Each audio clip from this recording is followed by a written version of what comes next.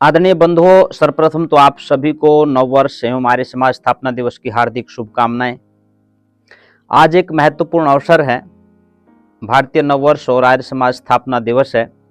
यह अवसर केवल एक नए संवत्सर के आरंभ का संकेत नहीं देता, बल्कि यह हमें अपनी संस्कृति, परंपराओं और मूल्यों को पुनः जागृत करने का संदेश भी देता है।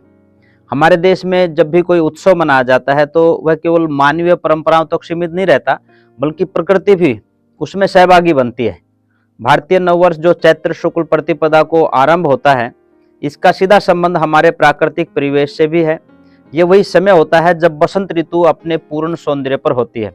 पेड़ों पर नई कोपलें आती हैं, खेतों में नई फसल लहलहाती है और चारों ओर एक नई ऊर्जा का संचार होता है। यह केवल एक संयोग नहीं है कि सृष्टि की रचना का प्रारंभ भी इसी दिन से माना जाता है। जब परमपिता परमेश्वर ने इस संसार की रचना की, तब उन्होंने वेदों के माध्यम से मनुष्य को ज्ञान प्रदान किया। ऋग्वेद, यजुर्वेद, सामवेद और अथर्ववेद का ज्ञान चार ऋषियों अग्नि, वायु, आदित्य और अंगिरा को इसी पावन दिवस पर मिला। इसीलिए यह नववर्ष केवल एक तिथि नहीं, बल्कि मानव सभ्यता की ज्ञान यात्रा का एक शुभारंभ है। इतना ही नहीं, इसी दिन मर्यादा पुरुषोत्तम श्री राम का राज्याभिषेक भी हुआ, महाराजा युधिष्ठिर का राज तिलक हुआ और विक्रमी संवत का प्रारंभ भी इसी दिन से हुआ। यही कारण है कि यह केवल एक हिंदू संस्कृति का नहीं, बल्कि मानवता का नववर्ष है।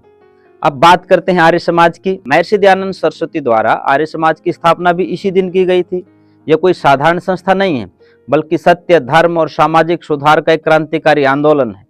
जब महर्षि दयानंद सरस्वती ने देखा कि समाज अंधविश्वास, जातिवाद, मूर्ति पूजा, पाखंड और अज्ञानता के अंधकार में डूबा हुआ है, तब उन्होंने वैदिक धर्म की पुनर्स्थापना का संकल्प लिया।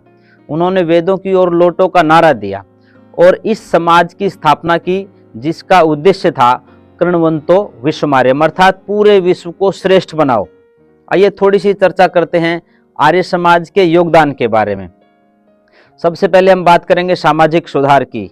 आर्य समाज ने सती प्रथा, बाल विवाह और छुआछूत के खिलाफ संघर्ष किया। आर्य समाज ने स्त्री शिक्षा और विधवा विवाह को बढ़ावा दिया।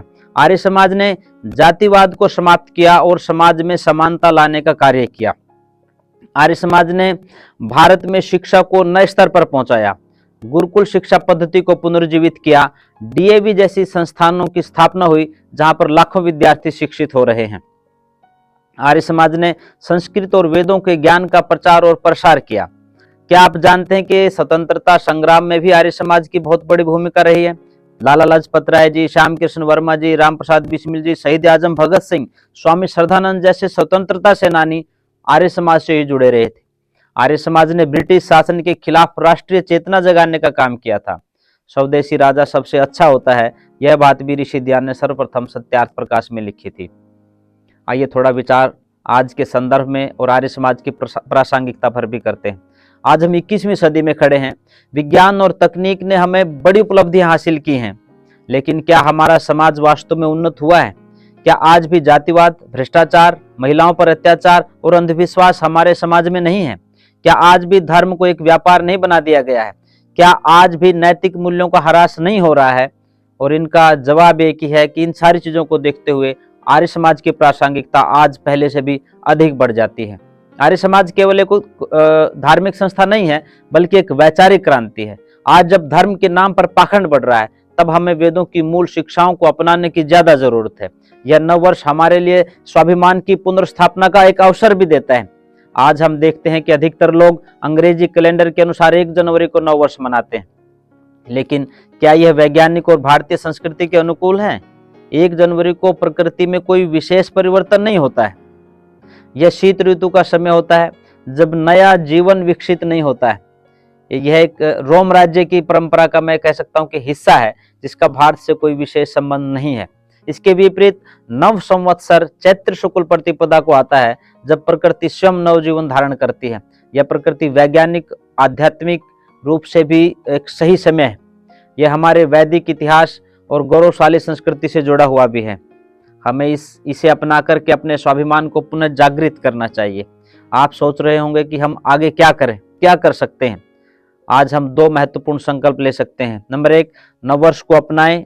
हमें अपने परिवार, विद्यालय, समाज, संस्थाओं में नववर्ष को बढ़ावा देना चाहिए। और दूसरा, इस दिन यज्ञ, सत्संग, सांस्कृतिक कार्यक्रम और पौधारोपण जैसे सकारात्मक कार्यों को करना चाहिए। आर्य समाज के उद्देश्यों को आगे बढ़ाएं। वेद के ज्ञान को जन जन तक पहुंचाने का संकल्प लें। अंधविश्वास, पाखंड और जातिवाद को समाप्त करने का कार्य आप प्रारंभ कर सकते हैं। समाज में नैतिकता, ईमानदारी और सच्चाई को बढ़ावा देने का काम आप कर सकते हैं। आर्य समाज के शिक्षण संस्थानों, समाज सुधार के कार्यों में आप अपना सहयोग दे सकते हैं। प्रिय बंधुओं, नव वर्ष केवल एक तिथि नहीं है, बल्कि एक नई सोच और संकल्प का अवसर होता है। हमें महर्षि ध्यान के बताए मार्ग पर चलकर समाज को एक नई दिशा देनी होगी। आर्य समाज का उद्देश्य केवल पूजा पाठ तक सीमित नहीं है, बल्कि यह समाज को जागरूक और सशक्त बनाने का एक मिशन है। आइए हम सब मिलकर के संकल्प लें कि भारतीय नववर्ष को पूरे हर्षोल्लास के साथ मनाएंगे। आर्य समाज की शिक्षाओं को अपने जीवन में अपनाएंगे। समाज में फैली कुरीतियों के खिलाफ खड़े होंगे। वेद के संदेश को जन जन तक पहुंचाएंगे। यही हमारी धरोहर है, यही हमारी पहचान है और यही भारत के उज्जवल भविष्य की नींव है। इन्हीं शुभकामनाओं के साथ मैं अपनी वाणी को विराम देता हूं और आप सबको एक बार फिर नव संवत्सर और आर्य समाज स्थापना दिवस की हार्दिक शुभकामनाएं देता हूं। परमात्मा आपके जीवन में खुशियां लेकर के आए, आप एक अच्छा जीवन व्यतीत करें, स्वस्थ रहें, प्रसन्न रहें और हमेशा अपनी धर्म, संस्कृति और राष्ट्र की उन्नति, तरक्की और विकास में अपना सहयोग देते रहें। बहुत बहुत धन्यवाद। सबको सादर नमस्ते।